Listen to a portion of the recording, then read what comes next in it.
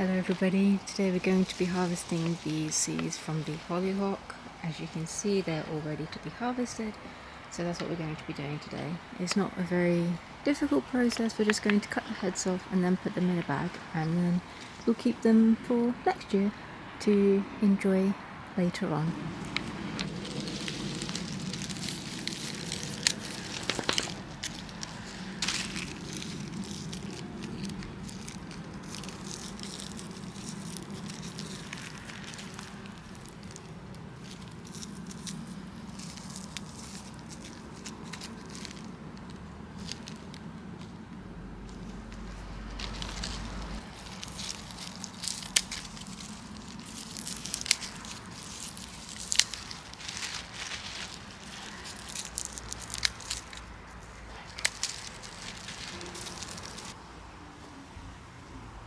Just to add some more variety to the catio, I've got a stick of the hollyhock and I'm just going to pat it so all of the seeds come out and go into this kind of bare patch of land where the grass isn't growing.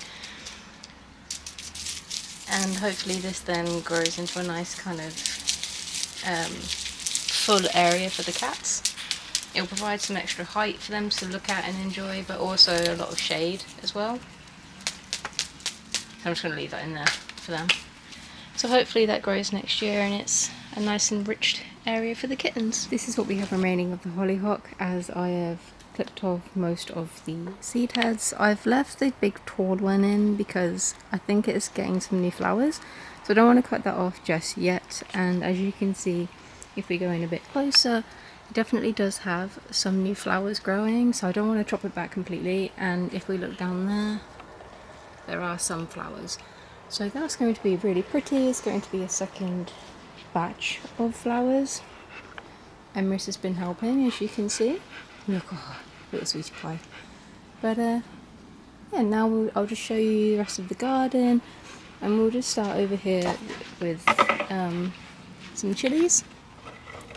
So this is the chili plant that I bought from Waitrose because it was reduced, and it's actually got some chilies and they're very ripe. Well, these three are. So I will probably clip them and harvest them in a few moments. Emrys is still helping. And just looking over here, we can see these really pretty little flowers down there. I don't know what they are, I don't know what they're called, so I can't give you that information unfortunately, but they are incredibly pretty. I'll see if I can get a better angle.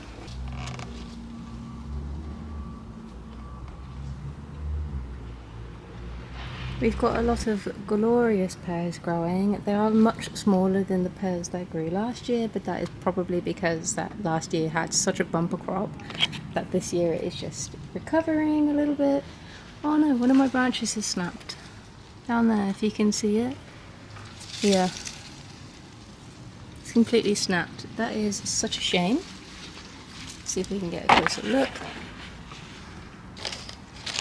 There. So I will harvest those two pears and then snip off that branch.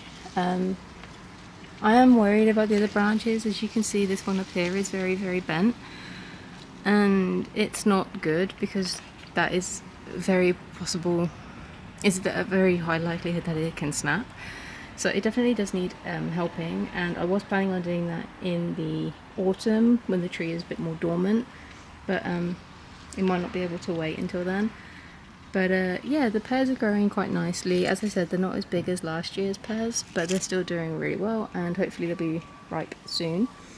In contrast, the Bramley apples are enormous. So there's that one, and there are some over there, and then there are some down here too.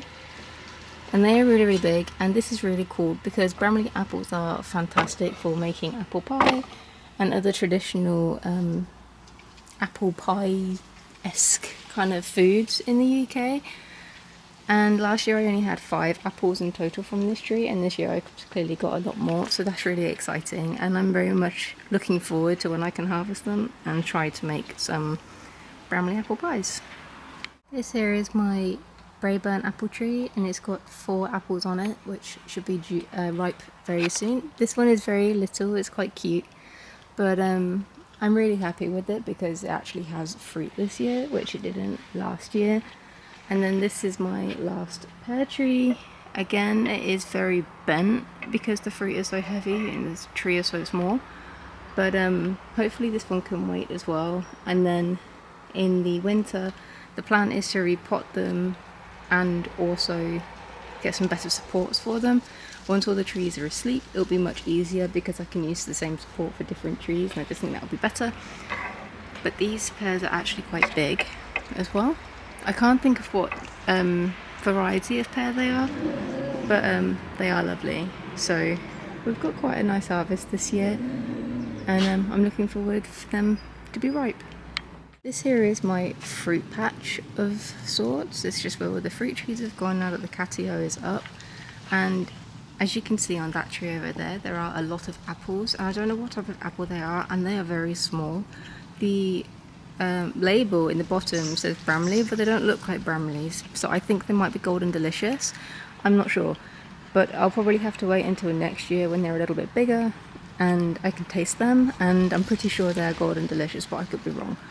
But other than that, we've got some pear trees over there, another apple, got some cherries and a plum, and all of these trees will be repotted in the winter, and I think that'll be really fun to show you how I go about doing that, because all of them this year are going to get a really hard prune as well, because I've never pruned any of my fruit trees, which is really bad because it has then led to problems with the branches not being strong enough and snapping off. So that is not good, but it can be rectified. So for now they'll be left to themselves and they can do what they wish, but in the winter things will change for them. So yeah, that's practically it for this update. I hope you have a really lovely Saturday and thank you for watching. I hope to see you in the next one. Bye guys!